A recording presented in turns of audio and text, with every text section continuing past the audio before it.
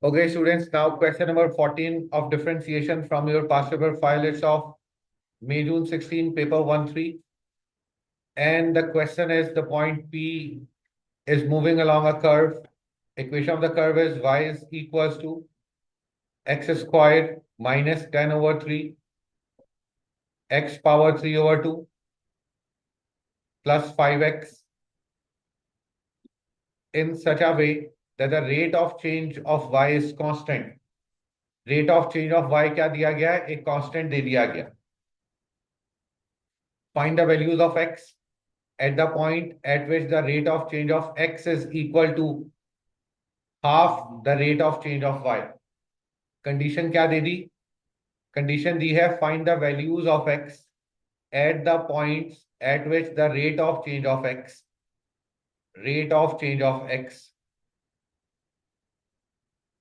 is equal to half the rate of change of y.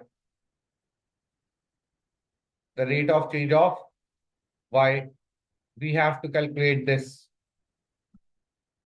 dx over dt is equal to half dy over dt. Now, अब आइए हमें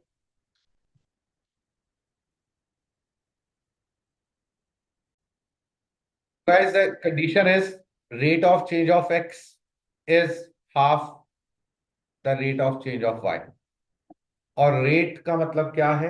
कल जैसे आप लोगों को बताया था, लिखा हुआ है rate of change of x मतलब dx x with respect to time, x with respect to time, और rate of change of y means y with respect to time. हमें क्या कैलकुलेट करना है? Find the values of x. Find the values of x. कोई भी चीज given नहीं दी गई इसमें, तो how can we calculate the values of x? ये जरा हमें चेक करना हो. राइट, चेक करते हैं जनाब.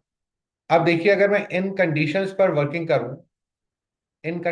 वर्किंग करूं और थोड़ा सा क्रॉस मल्टीप्लीकेशन की तरफ मैं जाऊं, क्या मतलब 2 को मैं इधर लेकर आ रहा हूं क्रॉस मल्टीप्लाई करके, इक्वल्स टू क्या लिखा हुआ है यहां पर? dy over dt. और dt को इधर ले जाऊं, dt ओवर dx. तो जनाब ये कैंसिल हुआ. क्या मैं कह सकता हूं dy ओवर dx किसके इक्वल आ गया? 2 के इक्वल आ गया. dy ओवर dx किसके इक्वल आ गया? 2 के इक्वल आ गया. इसको आप डिफरेंशिएट करते हैं जरा. dy ओवर dx क्या हो जाएगा? एक्स स्क्वायर का 2x माइनस 10 ओवर 3 का 3 over 2, x power 3 over 2 minus 1 is 1 over 3 plus 5. आ रही है बात समझ? Now dy over dx is equals to 2x, 3 and 3 cancel out, and 2, how much? 2 5s are 10, so 2x minus 5x power 1 over, this is not 1 over 3, this is 1 over 2.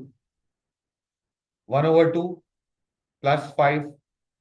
अब हमें मालूम है dy over dx किसके equal है? 2 के equal.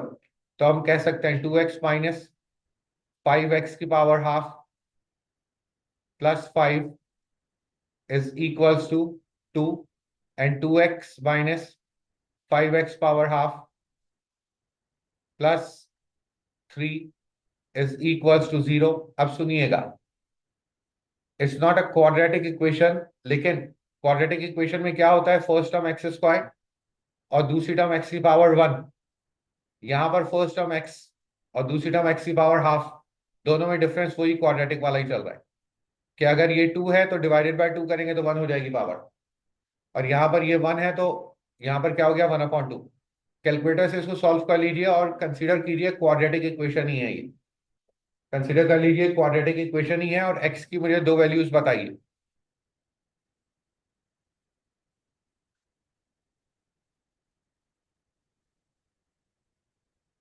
Yes sir, ये find out the 2 values of x. 2 minus 5 and 3. 3 over 2 and 1. अब सुनिएगा बच्चों, आंसर आया x की दो वैल्यूज 3/2 और 1, और ये x की वैल्यूज नहीं आई, ये किसकी वैल्यूज आई, छोटे वाले x की वैल्यूज आई, x की पावर हाफ की। तो जनाब x की पावर हाफ जब उधर जाएगी तो होल स्क्वायर हो जाएगा। तो x की वैल्यूज क्या आ गई, एक तो 9/4 taking square on both the side, यहां पर taking square on both the side, तो x की वैल्यू क्या आई, 1। These are the two values on the given condition when rate of change of x is half rate of change of y. A question of 7 marks, a bit technical question, लेकिन complicated नहीं है, right? Now, question number 15. It's of October November 16, paper 1-1. The point P35 lies on the curve. Find the x coordinate of the point where the normal to the curve at P intersect the x-axis. कह रहे हैं x coordinate बताइए कि अगर curve के ऊपर एक normal हो और ये जहां x एक्सिस को टकराए उसका x कोऑर्डिनेट चाहिए, सही है ना। तो फर्स्ट हमें क्या करना होगा, ये वाला कोऑर्डिनेट क्या हो गया, x, 0, क्योंकि x एक्सिस को टकरा रहा है तो y एक्सिस क्या हो गया, 0। तो first we have to calculate the equation of normal. Equation of normal, normal क्या होता है, अगर मैं एक टेंजेंट ड्रॉ कर दूं तो ये टेंजेंट से जो 90 डिग्रीज बनाएगा वो क्या बन जाएगा, नॉर्मल बन जाएगा। So first we have to calculate the equation of normal. First we have to calculate the equation of normal. और ये वाला पॉइंट क्या दिया गया, ये वाला पॉइंट P दिया गया है विद कोऑर्डिनेट्स 3, 5। तो जनाब इक्वेशन ऑफ नॉर्मल निकालने के लिए कोऑर्डिनेट तो मौजूद है but we don't have the gradient of normal, gradient मौजूद नहीं है। तो ग्रेडियंट कैलकुलेट कैसे होगा, कर्व की इक्वेशन को डिफरेंशिएट किया जाएगा, y is equal to x-1 power -1 -9 x-5 power -1। Numerator में आ गए क्योंकि डिनोमिनेटर में डिफरेंशिएशन नहीं होता। डिफरेंशिएट करेंगे y डैश, पावर नीचे आई माइनस x-1 पावर -1 -2, -1 नीचे आया तो +9 x-5 power -1 -2।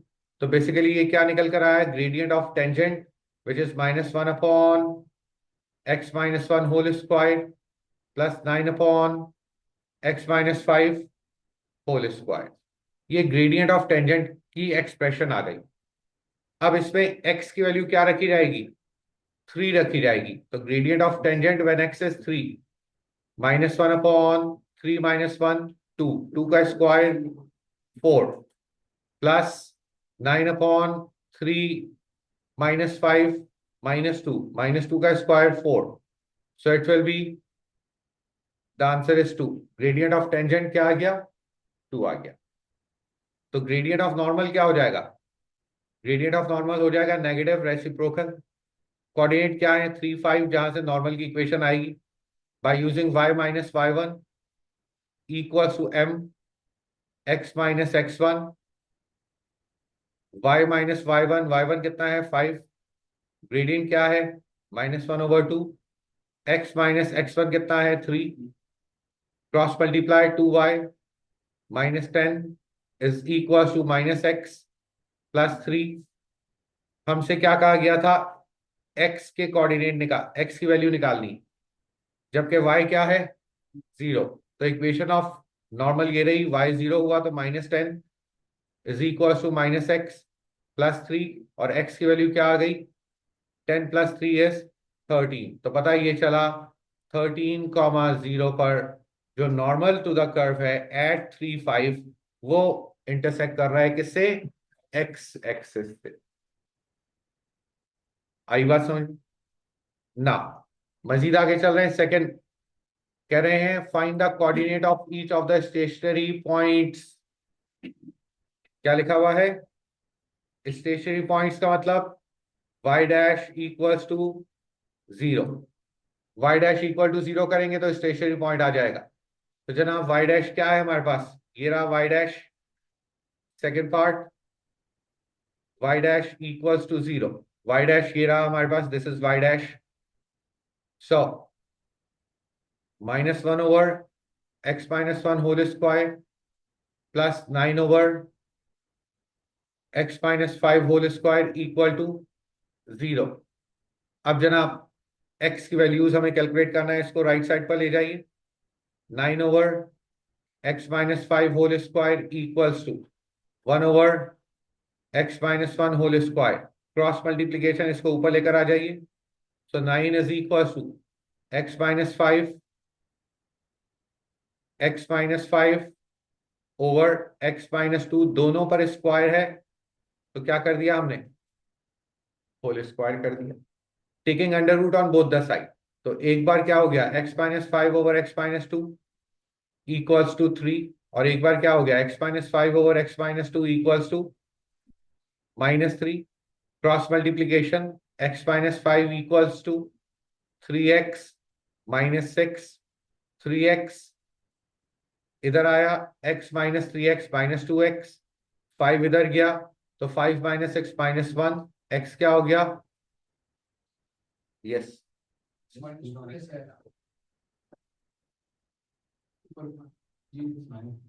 Sorry here it is x-1, और मैंने इसको गलती से x-2 लिख दिया, तो इसको हम चेंज कर रहे हैं। This is x-1, this is x-1, by mistake x-2 लिखा गया। So now x-5 is equal to 3x -3, 3x इधर आया तो x -3x कितना हो गया, -2x। 5 इधर आया तो 5 -3 is 2, तो x की वैल्यू क्या आ गई, -1। And here it is x-5 is equal to -3x +3, 3x left side पर आया तो 4x इक्वल टू 5 +3 is 8, तो x की वैल्यू क्या आ गई, 2 आ गई। हमसे क्या कहा गया था, क्या कैलकुलेट कीजिए, हमसे कहा गया था find the x coordinates, thank you, find the x coordinates, सिर्फ x कोऑर्डिनेट्स निकालना है। तो हमने दोनों स्टेशनरी पॉइंट्स के x कोऑर्डिनेट निकाल लिए, तो 2x आ गए हमारे पास।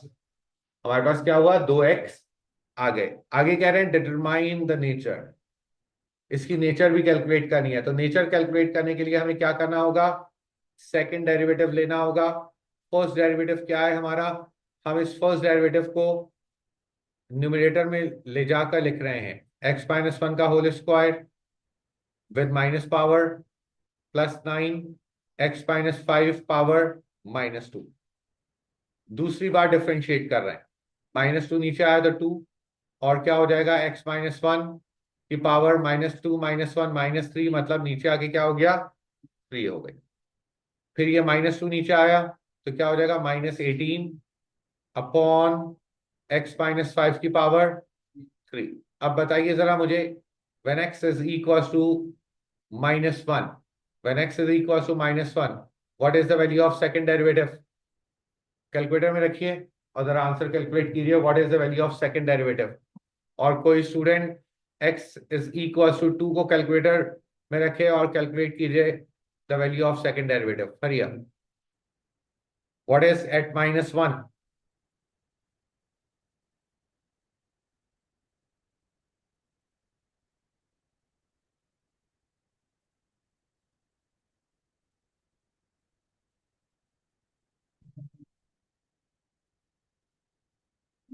-1/6, which is less than 0, so the value is maximum.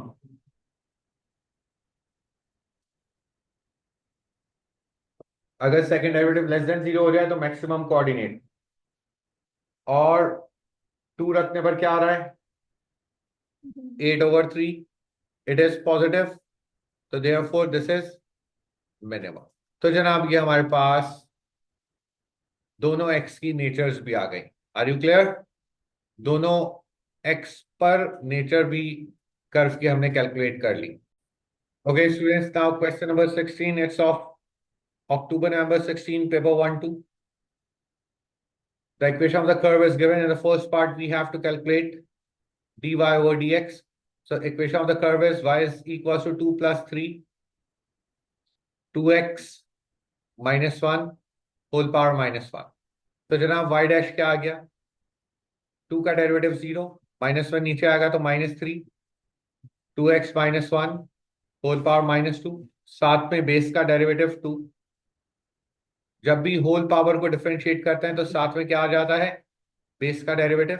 So answer क्या हो गया, -6/2x-1 का होल स्क्वायर। क्लियर है चीज? बेस का डेरिवेटिव कब आता है? जब भी होल पर power, right. Now second, explain why the curve has no stationary point. Explain why the curve has no stationary point पे क्या होता है, y dash equal to 0, y dash equals to 0। तो जनाब y dash equals to 0, -6/2x-1 whole square equal to 0, -6 is equal to 0, which is not possible. So therefore we are unable to calculate the value of x, so it means there is no stationary point. आपने सिर्फ ये explanation दे देनी है just for 1 mark, कि जब हमने y dash equal to 0 किया तो कोई x की वैल्यू ही नहीं आई। जब x की कोई वैल्यू ही नहीं आई तो it means there is no stationary point, right. Now third one, at the point p on the curve x equals to 2, at the point p on the curve, point p पर x की value क्या है, 2 है। Show that the normal to the curve at p passes through the origin. कह रहे हैं point p के ऊपर जो नॉर्मल की इक्वेशन बनेगी वो ओरिजिन से पास कर रहा है, नॉर्मल प्रूफ कीजिए। तो it means we have to calculate the equation of normal first. Gradient of tangent क्या है, gradient of tangent first derivative -6/2x-1 whole square. तो जनाब gradient of tangent when the value of x is 2, so it will be 2 to the 4, 4 minus 1 3, 3 square is 9, so -2/3 is the gradient of tangent when x is equals to 2। तो gradient of normal क्या आ जाएगा, 3/2 negative reciprocal. अब by using y minus y1 equals to m x minus x1 I am calculating the equation of normal। पता चला y1 तो है ही नहीं हमारे पास, सिर्फ x की वैल्यू है। तो y की वैल्यू कैसे कैलकुलेट करेंगे, x को रख दीजिए क्वेश्चन में, क्वेश्चन में रखें 2 2 4, 4 minus 1, 3 and 3 कैंसिल आउट, 1 बचा, तो 1 + 2 is 3। तो y की वैल्यू क्या आई, 3। y की वैल्यू क्या आ गई, तो y1 की जगह 3 आया, इक्वल्स टू m, ग्रेडियंट क्या है 3/2, x माइनस x1, x1 क्या है 2, cross multiply 2y - 6 is equal to 3x - 2। So now 2y is equals to 3x, 6 उधर गया, -2 + 6 इज +4।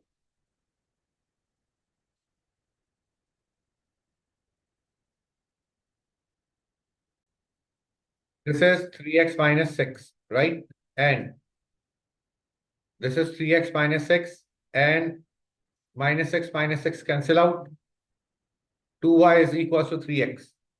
आपसे कहा है कि प्रूफ कीजिए कि नॉर्मल ओरिजिन से पास कर रहा है, ओरिजिन से पास कर रहा है, इट मींस 0 0 रख दीजिए x और y में।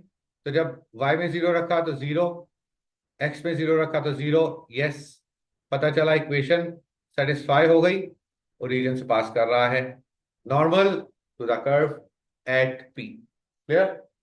अब आइए आगे।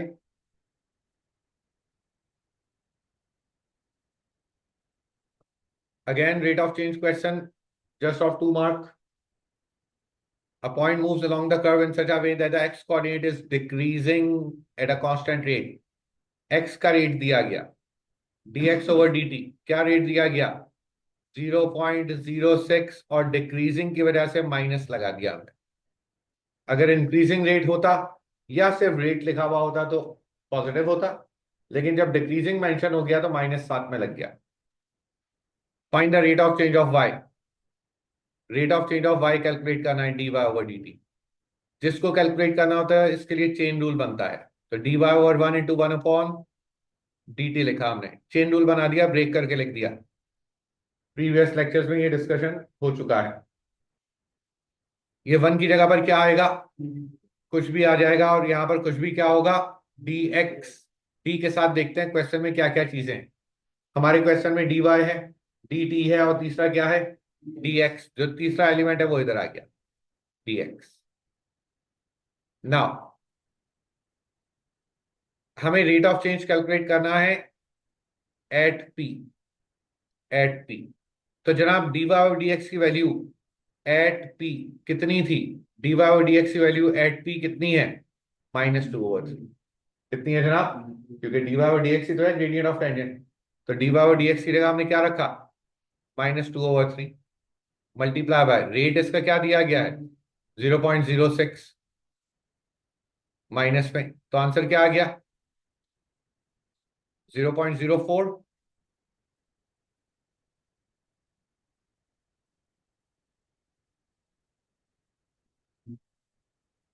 0.04 इज द रिजल्ट। क्वेश्चन कितने मार्क्स का दिया गया total? Total question is of 9 mark. Total question is of 9 mark, right? Next question, question number 17 from the past paper file. It's of May June 15, paper 1-1. A diagram is given. सारी stories आपको बता दी गई। कहा गया express the area A of triangle x P Q. Triangle x P Q, yes I mean here, in terms of p आपने calculate करना है। Is it a right angle triangle? It is given, it is a right angle triangle, right? तो जनाब देखिएगा, base of the triangle, base of the triangle देखें जरा कितनी है। अगर ओरिजिन से लेफ्ट साइड पर जाते हैं तो कितने यूनिट गए हम? 2 यूनिट। ये नेगेटिव साइन तो बता रहा है कि लेफ्ट साइड पर जा रहे हैं। यूनिट कितने हैं? 2 है। राइट साइड पर गए तो कितने यूनिट आए? p unit. तो बेस कितनी आ गई? p+2। बेस कितनी आ गई? p+2 यूनिट की बेस आ गई हमारे पास। कोई कंफ्यूजन? आगे सुनिएगा। हाइट हमें कैलकुलेट करना है। हाइट क्या हो जाएगी? बेसिकली q का y कोऑर्डिनेट, q का x कोऑर्डिनेट क्या है? p। तो y कोऑर्डिनेट क्या हो जाएगा? अगर मैं कर्व की इक्वेशन में x की जगह p रख दूं तो क्या बन जाएगा? 2p²। तो ये q का y कोऑर्डिनेट आ गया। तो हाइट क्या हो गई? हाइट हो गई 2p²।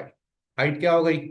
2p²। Now in the first part we are calculating the area. Area का formula half base into height. Half base into height. Half base कितनी है? p+2। और हाइट कितनी है? 2p²। तो जनाब area in terms of p क्या आ गया? 2 and 2 cancel out. 2 and 2 cancel out. p², p+2 is the area in terms of p. Clear है चीज? This is the first part. And now second part, the point p moves along the x axis at a constant rate। फिर rate आ गया। क्या कहा गया? x का rate दिया गया है। सो dx/dt कितना है? 0.02। and q moves along the curve so that pq remains parallel to the y-axis। q ऐसे मूव कर रहा है कि pq हमेशा y-axis से पैरेलल है। pq हमेशा y-axis से पैरेलल है। Find the rate at which the area is increasing. हमें क्या चाहिए? रेट ऑफ एरिया, dA/dt चाहिए। हमें क्या चाहिए? dA/dt। चेन रूल अगर हम बनाते हैं तो dA/dt।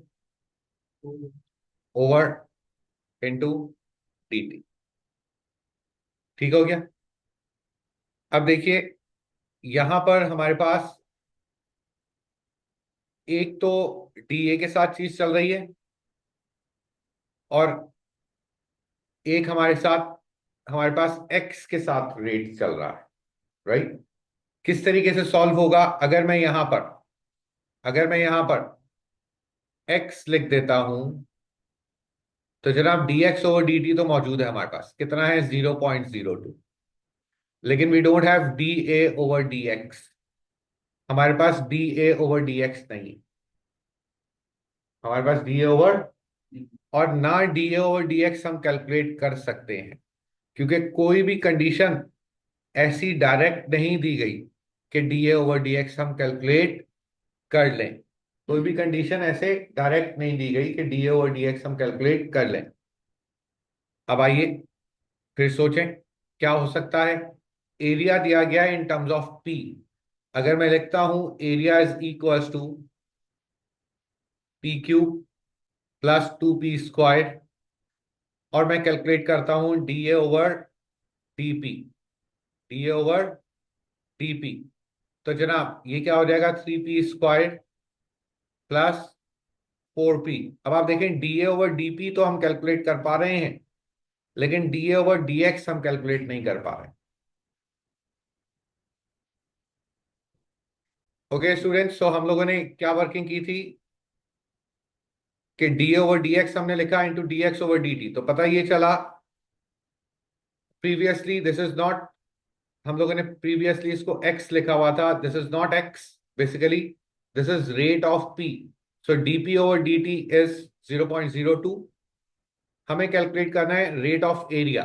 तो रेट ऑफ एरिया अगर हमें कैलकुलेट करना है तो हम इसको ब्रेक कर रहे हैं, सुनिएगा।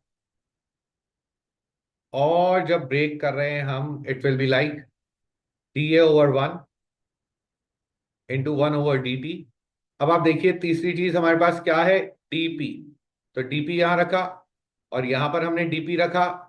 तो अब सुनिएगा, dA ओवर dp हमें कैलकुलेट करना है, dA ओवर dp हमें कैलकुलेट करना है। एरिया को डिफरेंशिएट किया with respect to p, answer क्या आया 3। 2 का स्क्वायर, p की वैल्यू आपको गिवन दी गई है 4 into 2, so it will be 4 3 12, 12 plus 8 20, 12 plus 8 20। तो ये कितना आ गया हमारे पास, D A over D P कितना आ गया 20 multiply by DP over D T कितना दिया गया आपको 0.02, and what is the result 0.4 is the result.